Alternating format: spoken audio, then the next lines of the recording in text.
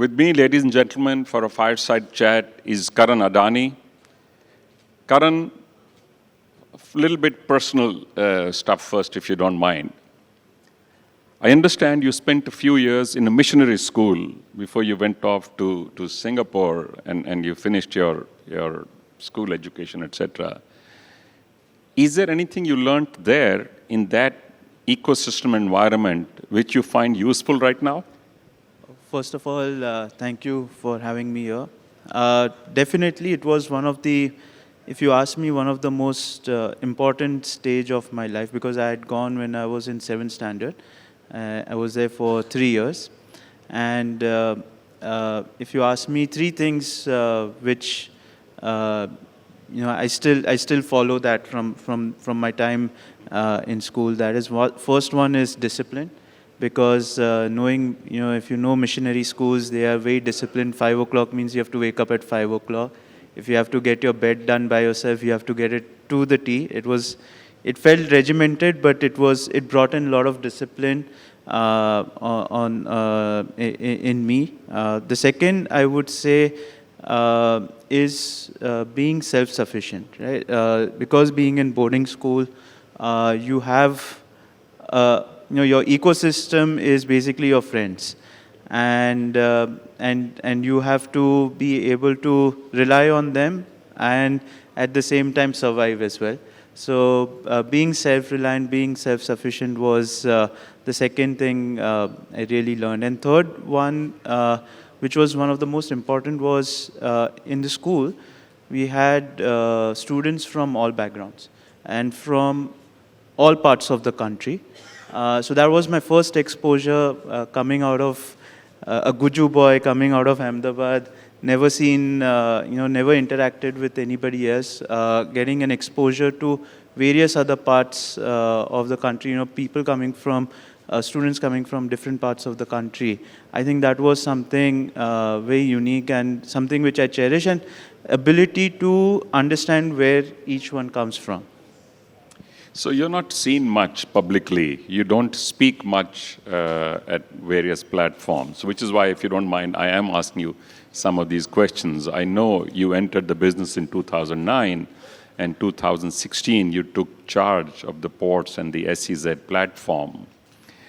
But in your office, you have an F1 suit in a glass enclosure. Now, clearly, this is a passion of yours, and it's a unique sport which leans not only on technology but extreme accuracy, extreme focus. And now, with the potential acquisition of JP, I understand the F1 course that we have in Greater Noida also falls into the Adani fold. So can we expect this to get revived and to see F1 races take place in India? And also tell us what you have learned from this, because clearly there is something special that you hold in your heart definitely. for F1. So I got exposed to Formula One from my friends when I was in Singapore, and I don't know, for some reason I just fell in love with the sport, and this was the time when Michael Schumacher was at his peak and really dominating the whole sport. And it was an inspiration to see how a single person with such grit and such leadership is able to command and be recognized globally. So that was something which was very fascinating. And the most fascinating part was how they used to calculate every millisecond. And every millisecond count, not even every second, every millisecond counted towards whether you win or lose. So it was that was something which really excited me.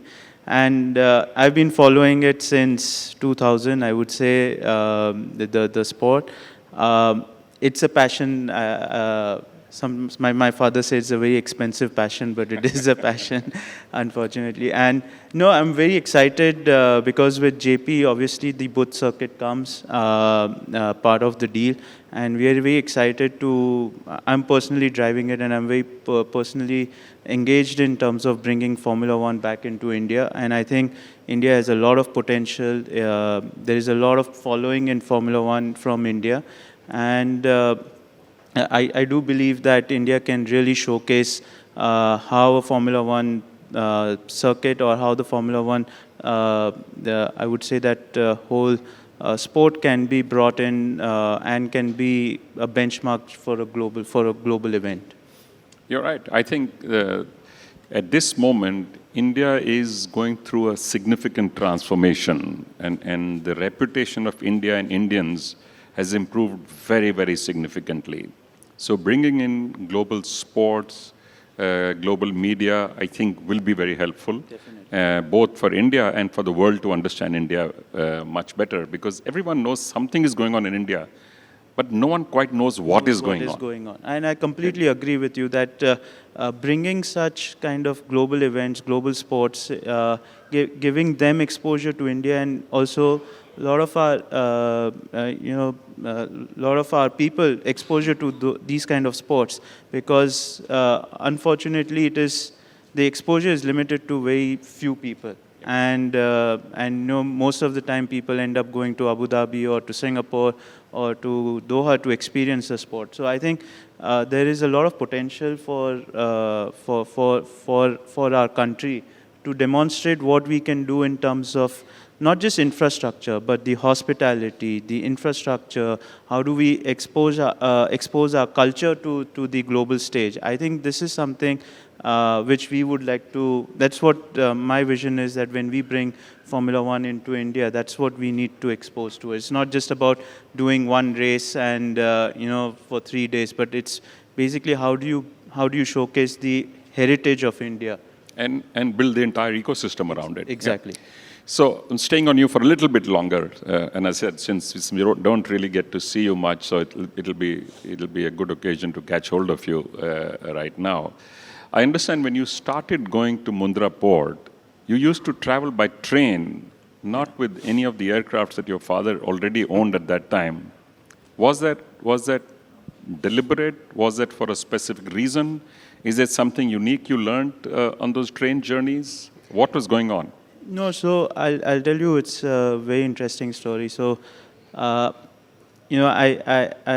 finished my finals. I was at Purdue, and I finished my final exam of 4th year in May. And I remember the next day he said that just come back to India, because we had almost a 10-day break before the convocation to happen. He's like, why are you going to waste 10 days? Just come back to India. So I came back to India. And the day I landed, okay, one night he gave me. The next day morning, he's like, shouldn't you be going to office? I'm like, sure. I just finished college, but okay, sure. So he's like, I met him in the office, and then he's like, okay, so what do you want to do? So I said, port sounds interesting. So he called Dr. Malema Devya, who was running our port business at that time. He was the one who built the whole Mundra port and was running the port business. So he called him, and he's like, okay, take him to, tonight itself, just take him to Mundra, just send him to Mundra. So, so I first journey happened, I didn't know where the train is going to stop, where do I need to get off, but it was interesting, so directly from US to Mundra. But I think, so first year was very interesting for me, because I was put on the field. I was not given any office space, no desk, nothing. I was told to spend time completely on field, be on the coal yard, be on the jetty, learn everything in terms of detailing, how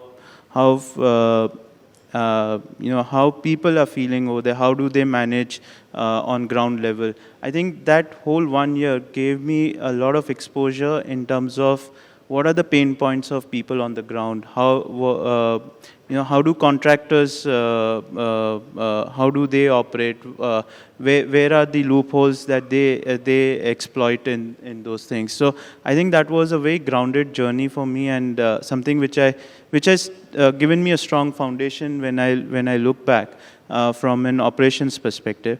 And honestly, at that time, Dad had given a very strict instruction: no you treat him like a normal employee, not to be given any special privileges. So that's where I had to do what any new fresher would join the business. I had to go through. Good, and I think it's important, helps you understand, and I guess dealing with people is what would be valuable and useful for you now that you handle the entire HR portfolio of the entire group as well. So at Purdue, you did economics. Yeah.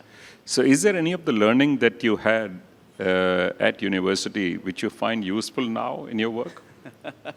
I genuinely believe that my biggest learning has been actually being on, being on ground, and honestly experiencing every day how my dad operates.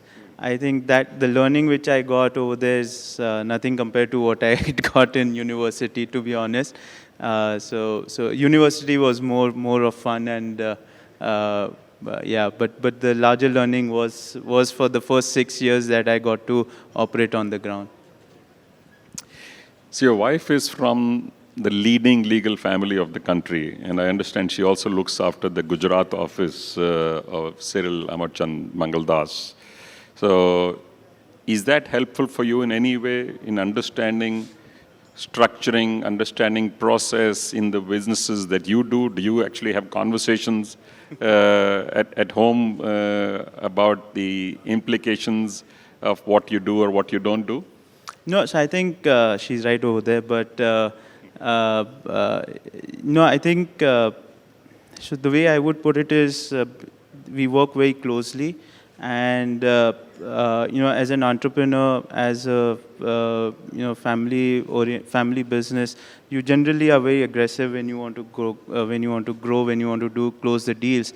And so it's always good to have a family member who is telling, at least showing you where the risk parameters are, and then you take an informed call. But it has worked very nicely for us because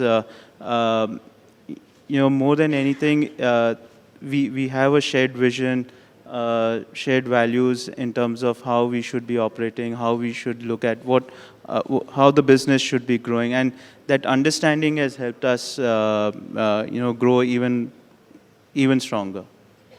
So the Adani build-out not just looks fast, it is almost unbelievable, the pace at which you are growing right now.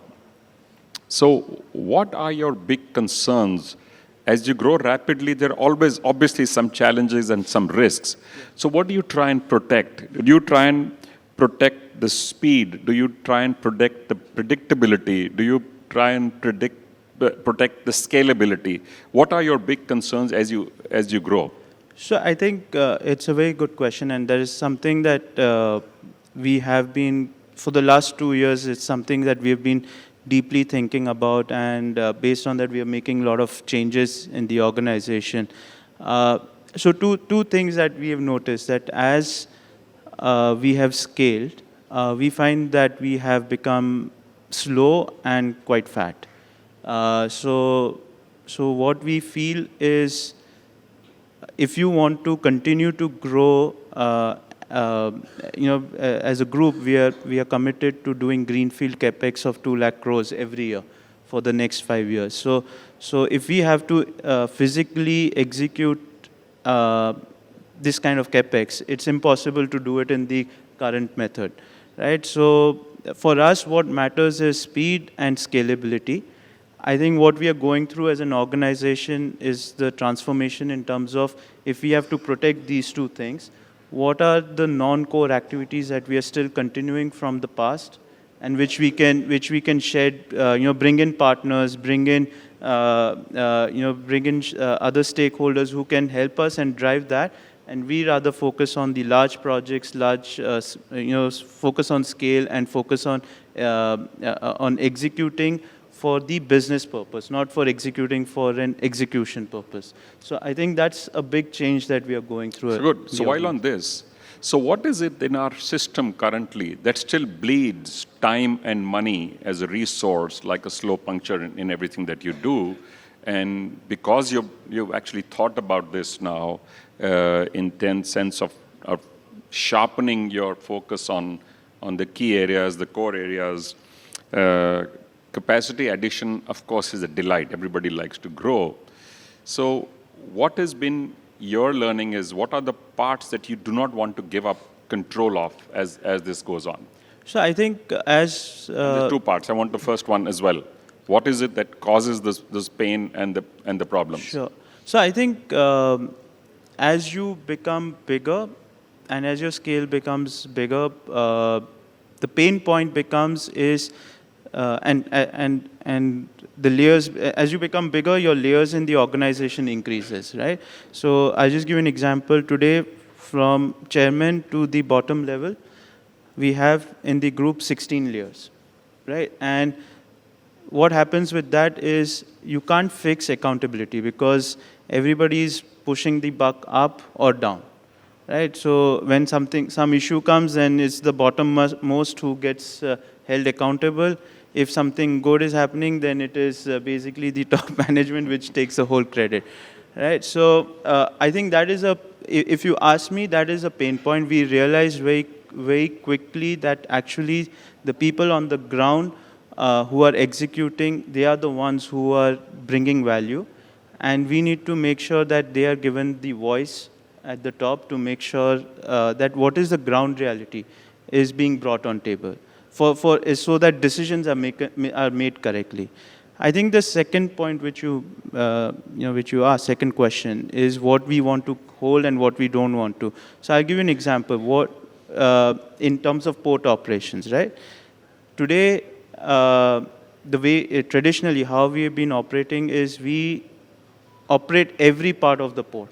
So we have our own operators, we have our own truck drivers, we have our maintenance crew, we have everything. And it worked for us because there was not enough ecosystem at that point of time, good ecosystem to help us drive this objective. Now, as we move forward, what we have done is we've brought in partners, long-term partners with a horizon of 10, 15, 20-year contracts. We said, you operate the whole terminal for us. Our team is going to and you give us the productivity, you give us the uptime. Our job is to make sure that we bring in technology, so there is a continuous improvement in the system.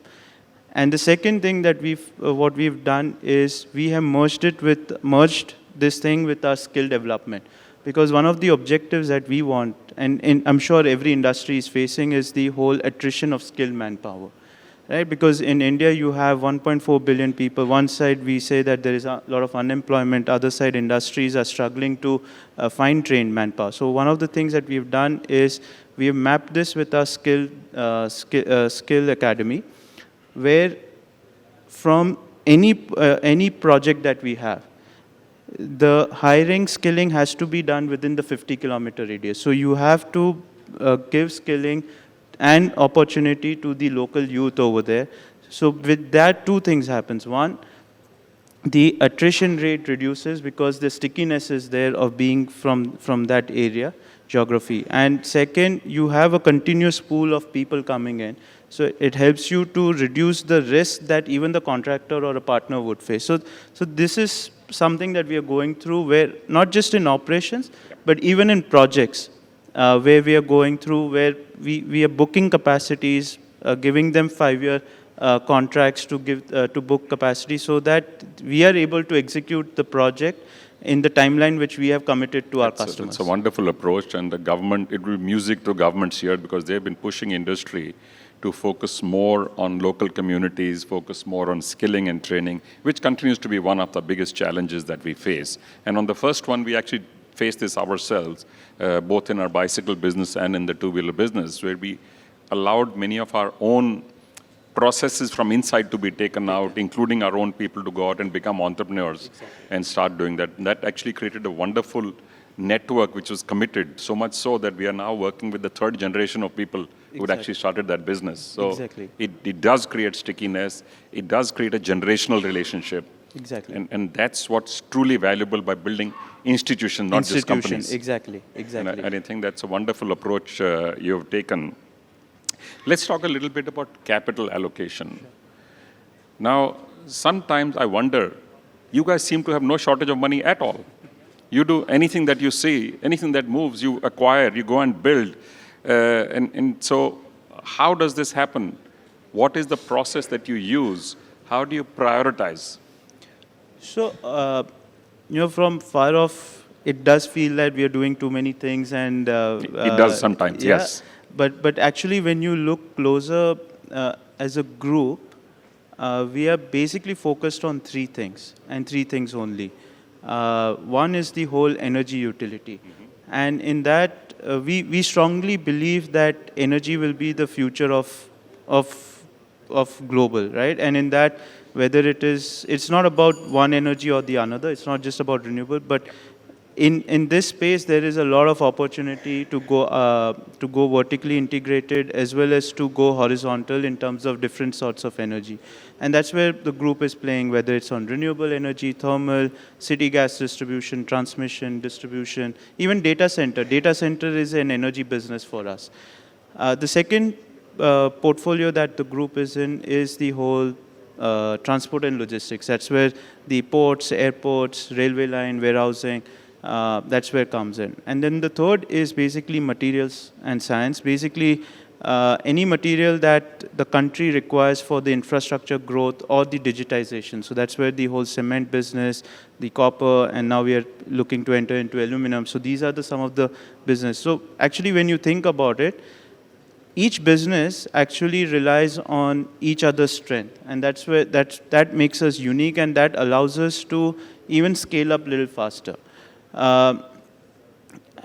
Just so for I'll just answer your question in terms of capital allocation and how we look at it. The way we structure is any new business or any new vertical that we see India needs, or where we see a big opportunity, that we incubate in Adani Enterprise. Adani Enterprise is the holdco for us, and that's the incubator. And then once a business comes to a certain scale, we demerge it, and then it runs independently. Once it runs independently, the balance sheet of that business supports whatever growth that it needs to do. The second thing that we have done, and especially in infra space, where Dad had seen this, had anticipated this problem from 2010, is that when, especially in infra businesses, you are taking concessions which are 30 years, you're signing PPAs which are 30 years.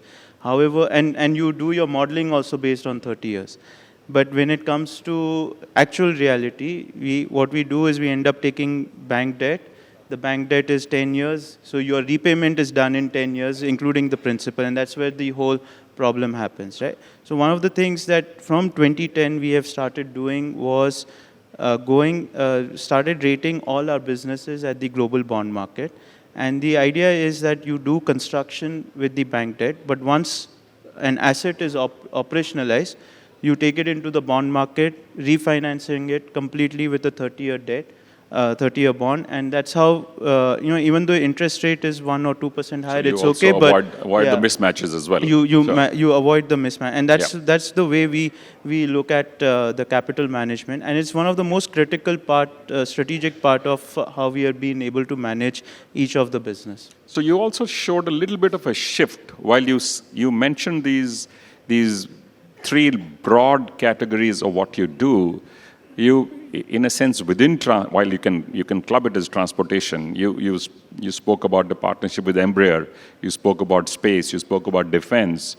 So would you club them in these same three circles, or is there a shift taking place? No, so one of the things that we are, which is again as a group philosophy, we prioritize ourselves around national priority. What is the interest of the nation? Because that allows you to then make sure that there are less resistance in the path that you're taking.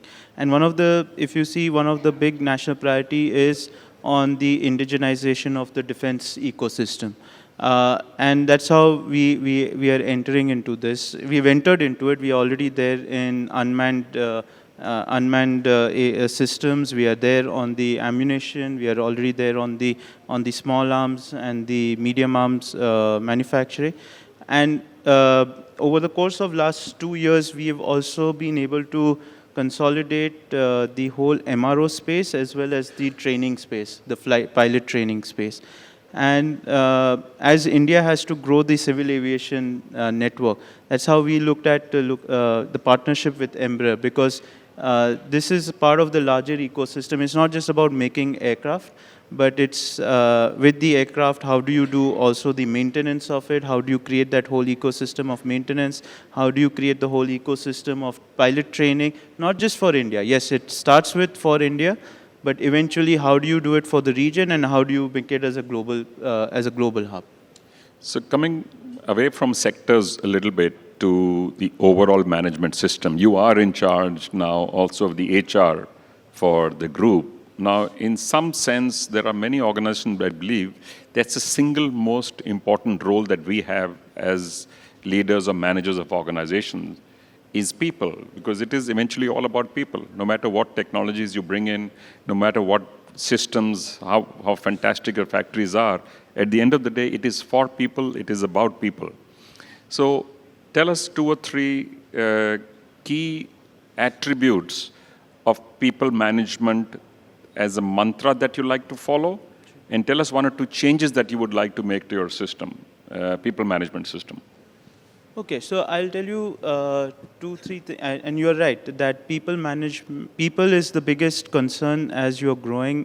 And your biggest asset. And that's everywhere, right? Yep. And it's not just about leadership, but it's across the board. So one of the things that what has been said, and even in people, the larger part is not the functional competency, but it's the cultural integration. Especially for a promoter-driven organization. That is a larger issue than the functional competency. So the way we operate, and if you see I would say 80% of our leadership, 80% of our leadership is homegrown. So they have joined us as GETs, and they have grown to become CEOs right now. The second thing that why that has been successful is because we've also been able to rotate our leadership team. They're more or less on the same adjacency. So our airport people can go into ports can go into airport.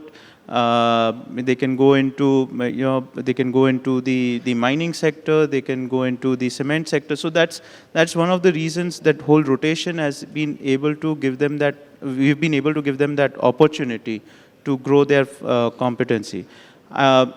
I think the third thing which has worked very well for us is giving them opportunity. For us, more than money, it was about giving them that opportunity and giving them that opportunity to work on a project which is of a world-class scale, right? And that is something which motivated people. And we looked for people who were more motivated by that and more hungry to deliver those kind of projects. So that worked for us. I would say 2, 3 things that I would definitely like to change as we move forward. As I told you earlier, that how do we delayer our organization? My target is we want to bring down to 6 layers from 15. It's a big task, but that's something. That's a tall ask. Yeah, it's a tall ask, but that's something that we have to do. Yep. The second thing which I want to do, which is a target, is how do we reduce the age of the organization? Today, our average age is 38. We believe that 28 to 30 is the right. And what percentage is female? So female right now is roughly 15%.